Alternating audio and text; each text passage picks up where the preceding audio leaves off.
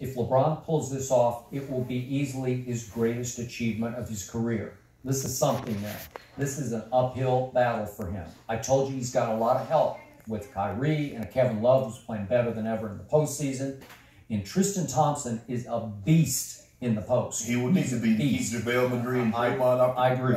And we still haven't seen Kyle Korver, but he can shoot it with Steph and Clay when he gets rolling. He got going a little bit last night, Skip. He did. I agree. So I would give you this. At least it would make it a more credible conversation, LeBron versus Jordan, if he pulls this off. And it would also set him up, still at the back end of his prime, to maybe win a couple more. And guess who he's going to have to beat with those couple more? It might just be the same team. This just could keep on keeping on, right? Yeah. So maybe the greatest thing that ever happened to LeBron James was that Kevin Durant decided to leave Russell Westbrook and go to the super team in Oakland, because it set up LeBron to play a player that I think he's better than and psychologically owns. And it set him up to be able to beat the super team several years in a row and start to make this a credible conversation with the Michael Jordan comparison, right? Yeah. Okay. So, look, I'm going to give you this.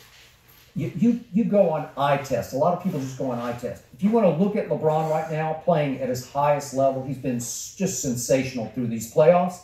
You just sit back and say, you know what? He's just a better player than Michael Jordan. I will give you that. You can win that argument, or at least make that argument to me. Mm-hmm. And if, as a lot of people want to do, if you just like LeBron more than Michael, I get that, because Michael wasn't all that likable. LeBron is, he's a much nicer guy, and he's a way better role model to me than Michael ever thought about being, because he didn't pretend to be. Right. Okay? So I give you all that. But here's my bottom line to this discussion. Even if LeBron pulls this off, and I would have to see how he pulled it off, how much help he got pulling it off, this is why this argument gets laughable to me.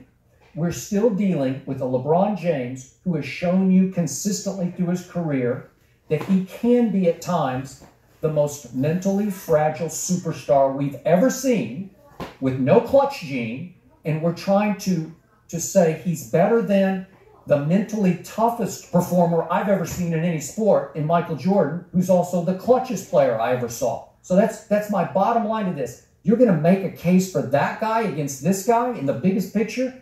I can't do it, because, remember, his last series, in his first go-around in Cleveland against Boston, in that building last night where it ended, his owner accused him of quitting in that series. Did that ever happen to Michael Jordan? Did what happened against Dallas, the biggest superstar meltdown I've ever seen, did that ever happen to Michael Jordan?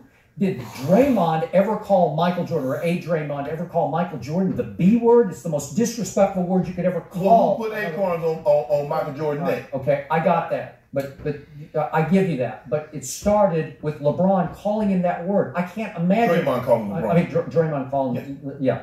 And then finally, we get down to free throw shooting, the most rudimentary, elementary skill in all of basketball. They're called free throws.